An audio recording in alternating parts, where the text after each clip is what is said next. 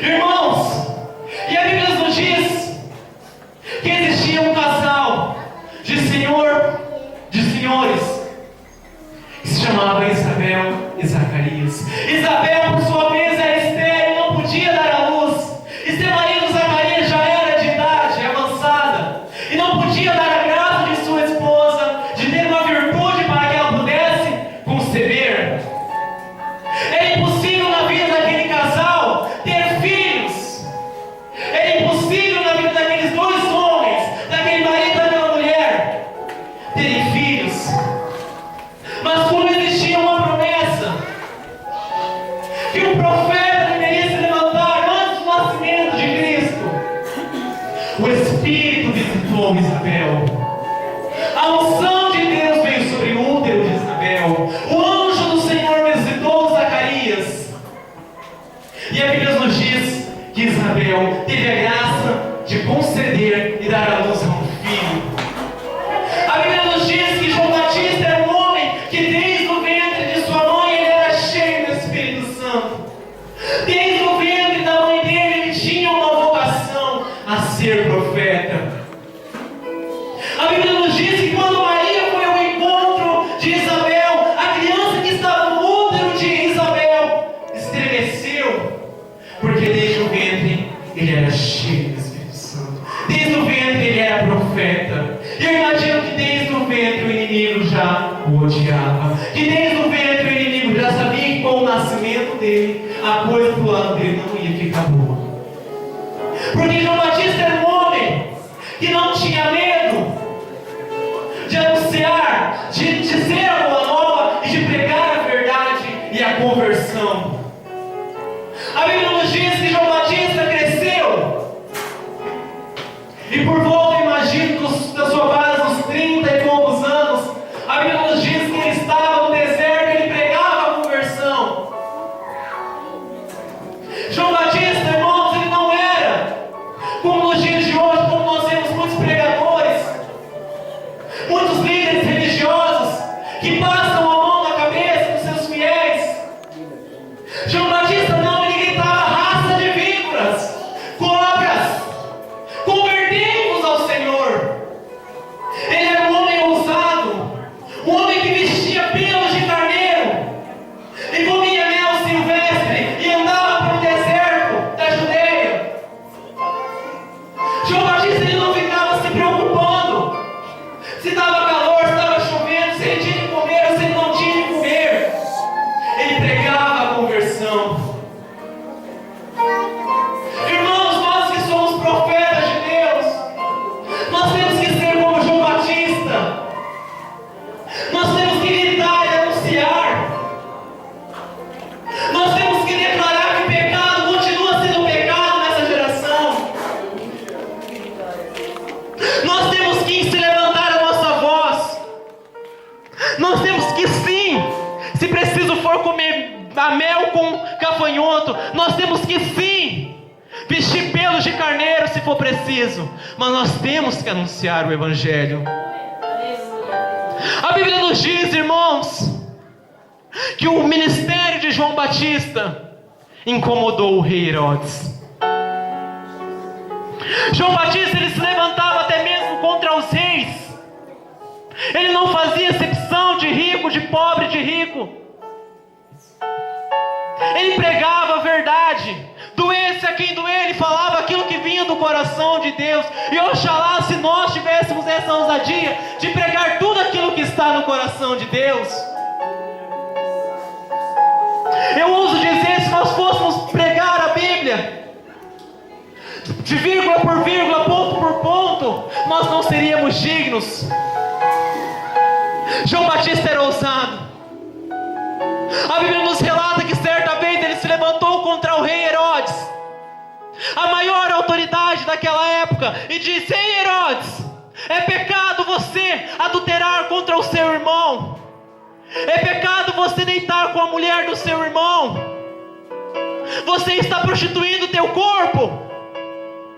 E a Bíblia nos diz que Herodes reconhecia que ele era um profeta. Homens de Deus são reconhecidos. Eu quero te dizer, irmão e irmã, em nome de Jesus, você, profeta e profetiza do Senhor, você vai ser reconhecido na terra, nos céus e no inferno. Irmão, você vai ser conhecido perante os reis dessa terra. Quando você passar pela rua, vão dizer: ei, lá vai o servo de Deus, lá vai o profeta do Senhor. Homens de Deus são reconhecidos, porque eles trazem sobre si a unção do Todo-Poderoso.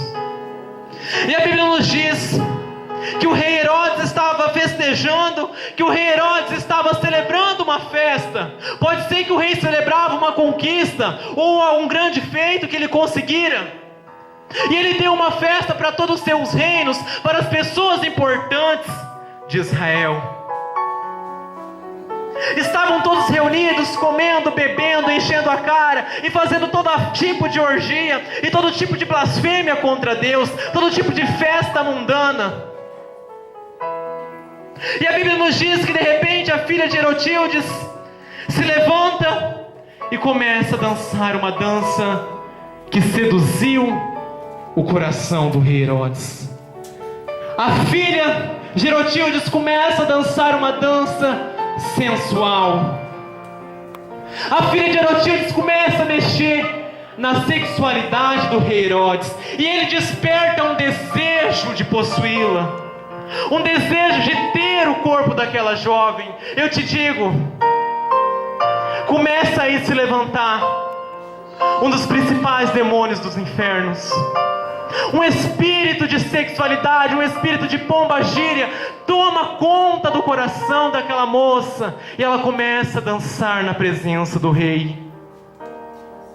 Começa a seduzir aquele rei, ao ponto do rei fazer uma promessa quase louca àquela jovem: pede metade do meu reino e eu te darei. Olha só a trama do inimigo para derrubar, para cortar e decepar a cabeça de João Batista. Ele seduziu o coração daquele rei com vinhos e bebidas, com sensualidade, ao ponto do rei perder a noção e prometer metade dos seus reinos. Agora eu te digo, irmão, coloca aqui um ponto de interrogação: quanto vale a cabeça de um profeta? Quanto vale a cabeça de um homem de Deus? Observe a trama espiritual que existiu para derrubar um profeta do Senhor. Observe o levante espiritual para derrubar a cabeça de um homem de Deus. Eu te digo, além da carne, além dos homens de carne e osso que nós podemos ver, as forças espirituais que estão espalhadas nos ares, elas trabalham contra as nossas vidas, elas trabalham contra os seus ministérios. As forças espirituais que estão espalhadas nos ares, o principal objetivo delas nessa geração é acabar com os ministérios, é sepultar o ministério do servo, de uma serva de Deus, é sepultar os teus sonhos, é ver você caído. E as forças do mal se levantaram contra a vida de João Batista ao ponto de seduzir aquele rei. A filha correu desesperadamente e foi até o encontro de sua mãe. Eu imagino outra mulher demoníaca, outra mulher possuída por espíritos maus, que para pedir a cabeça de um homem de Deus não nos deixa dúvida. A Bíblia nos diz que a mãe logo depressa falou: eu quero a cabeça de João Batista. E eu imagino que não foi aquela mulher que disse, mas o próprio inimigo usando dos lábios dela: eu quero a cabeça de João Batista. Pode até sim querer a tua cabeça, irmãos. Observe, analise bem. Aquela jovem deixou de ser rica, quase milionária, de possuir metade dos reinos do rei Herodes, para ter a cabeça de um profeta de Deus em uma bandeja. Eu quero te dizer, a tua cabeça vale mais do que os reinos dessa terra. A tua vida e o teu ministério vale mais do que os reinos dessa terra. Andará semendarabai, em nome de Jesus, irmãos. O teu ministério, seja ele intercessão, louvor, oração, pregação ou membro participante, vale mais do que os reinos dessa terra, vale mais que toda a prata e ouro desse mundo. É impagável, porque um dia você foi pago a preço de sangue no madeiro. Um dia um homem teve o seu peito transpassado por uma lança e suas mãos dos seus pés furados, para que você estivesse aqui hoje. O rei, como não podia negar o desejo daquela mulher, ele teve que conceder. E a Bíblia diz que no mesmo instante o carcereiro, usado, eu também creio, por um espírito de morte maligno, foi lá e decapitou, decepou a cabeça de João Batista. Irmãos, mas não pense que é o fim. Não pense que é o fim, sabe por quê? As sementes do Evangelho, elas são regadas a preço de sangue. A semente que floresce e se torna um profeta é semeada, é plantada, é regada a preço de sangue. Sempre foi assim. Eu imagino que quando o sangue de João Batista escorreu pelo chão, aquele sangue quente que corria nas veias dele, cresceu e germinou vários outros profetas. Eu te digo, se o inimigo derruba um profeta hoje aqui, Deus levanta 3, 4, 5. Se o inimigo derruba 5, 4, 10, Deus levanta 100, 200, 300. Eu te digo, os profetas de Deus são regados a preço de sangue. Foi assim no começo da igreja. Foi assim quando começou o cristianismo na terra, quando as comunidades cristãs começaram a se formar. Os cristãos começaram a crescer dentro do Império de Roma, dentro de um país pagão, e o imperador não aceitava, porque o imperador dizia: eu sou o ídolo, eu sou o único que devo receber adoração. Eles traziam toda uma cultura de deuses gregos. E de repente um povo começa a se levantar perante um povo simples, um povo humilde começa a levantar e dizer: não, você não é o rei, Jesus Cristo é o único Senhor, o único Deus. A Bíblia diz que começa então um massacre. Os filhos de Deus começam a ser massacrados nas arenas, começam a ser torturados, começam a ser decapitados, começam a morrer aos milhares.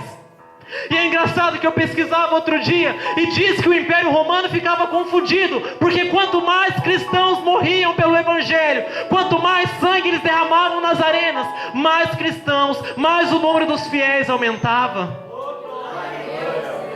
Quanto mais morria, mais crescia cristão, mais o cristianismo se expandia dentro de Roma. Por quê? Porque as sementes do Evangelho são regadas a preço de sangue. Você foi regado a preço de sangue. O sangue carmesim mais puro que existiu no corpo de um homem, que foi o sangue de Jesus, regou a semente do teu ministério. O sangue dos antigos mártires regou a semente do teu ministério. Irmão, analise bem. A cabeça de João foi decapitada. A cabeça de João foi jogada fora.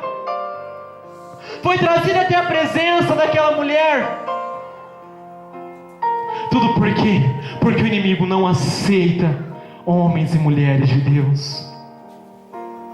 Irmãos, os dias que nós temos vividos são dias tensos. São dias onde os espíritos maus têm se levantado. Nós podemos ver isso claramente. Eu estava orando esses dias e Deus me colocou uma palavra no meu coração. Os dias que nós estamos vivendo hoje são dias onde você mata ou você morre. É matar ou morrer, irmãos. É vencer ou vencer. São dias de briga, são dias de peleja. O inimigo tem seduzido a muitos. Muitos têm se deixado levar pelos enganos desse mundo. Me corta o coração quando eu vejo pessoas sendo enganadas pelo demônio, sendo que a verdade é Jesus Cristo, sendo que o único caminho é Jesus Cristo. Me corta o coração, irmãos, de ver tantos jovens se perdendo. E muitas vezes o que me mais dói é porque nós não vemos profetas. Os profetas são poucos, a messe é grande e poucos operários. A vinha do Senhor precisa de você. Levantai os vossos olhos e vê os campos, eles já estão brancos para a colheita. Está chegando o grande dia da seara e precisa-se de operários. Precisa de profetas dispostos a trabalharem pelo Senhor. Irmãos, eu estava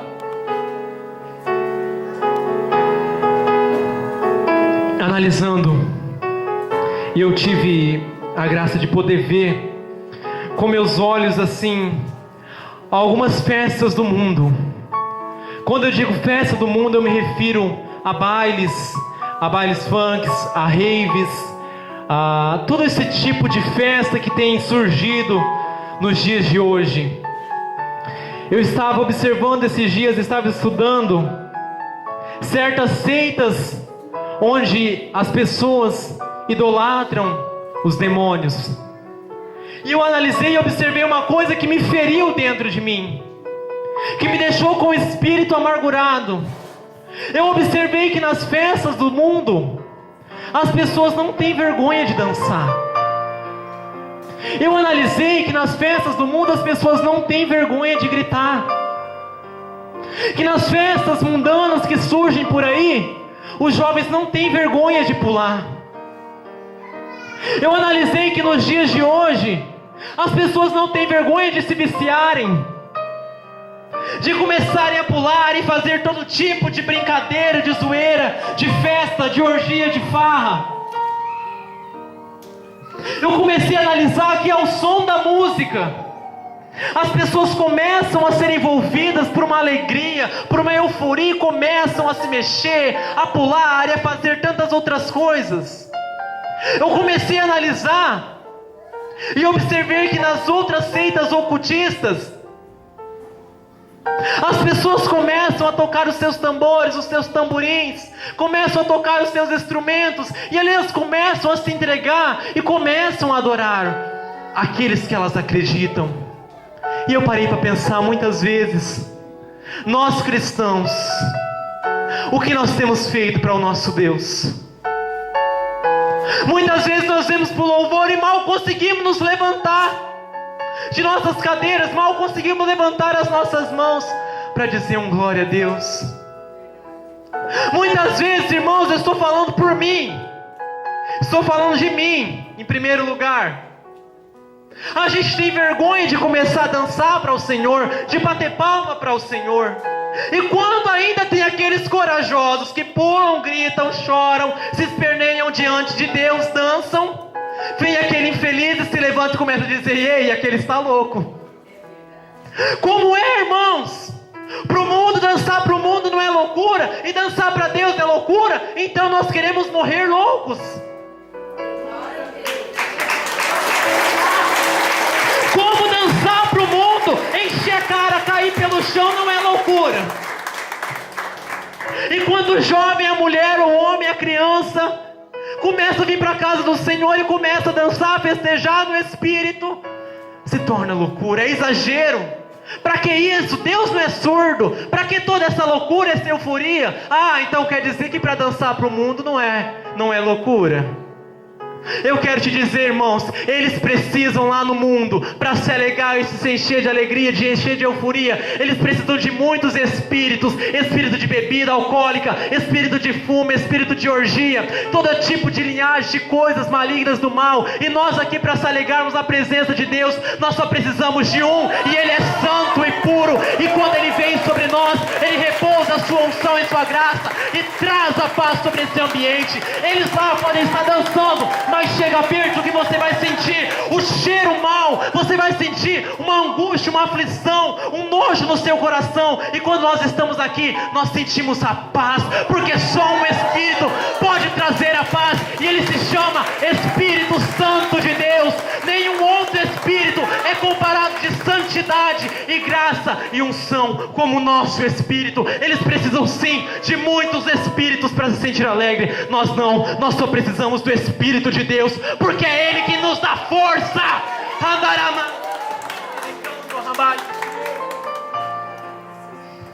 Oh, irmãos, certa vez eu ouvi um pregador dizendo que quando eles estão lá adorando os seus Exus, os seus orixás, os seus oxalás, eles veem sobre eles os seus espíritos guias e fazem deles cavalo, porque o demônio toma conta deles lá, monta neles, eles ficam todos se cambaleando. E ele dizia que quando nós estamos aqui, o Espírito Santo se repousa sobre nós, mas ele se repousa sobre ovelhas do Senhor. O Espírito Santo não é como essas outras entidades que vêm sobre os seus seguidores e transforma eles em cavalos, mas quando ele vem e nos faz ovelhas, para que o pastor nos acolha em seu aprisco. Irmãos, eu não tenho vergonha de dizer, eu nasci no fogo de Jesus, eu nasci na unção de Jesus. Eu aprendi desde quando eu me converti, isso há 4 anos atrás mais ou menos, a adorar a Jesus batendo palma, a adorar a Jesus gritando, a adorar a Jesus pulando. E eu vou morrer assim em nome de Jesus. Eu tive a graça de conhecer um Jesus vivo, um Jesus ressuscitado, um Jesus que quando visita a sua igreja, ela fica alegre, ela fica fervorosa, ela dança na presença do Rei, como aquela canção. Eu tive a graça de nascer em um berço carismático do Reteté, e em nome de Jesus, daqui para diante, cada dia é mais fogo, é mais unção, porque nós precisamos, é uma questão de necessidade. Nós necessitamos receber o Espírito Santo, nós necessitamos vir na casa do Senhor. Não é uma questão de obrigação, é uma questão de sobrevivência.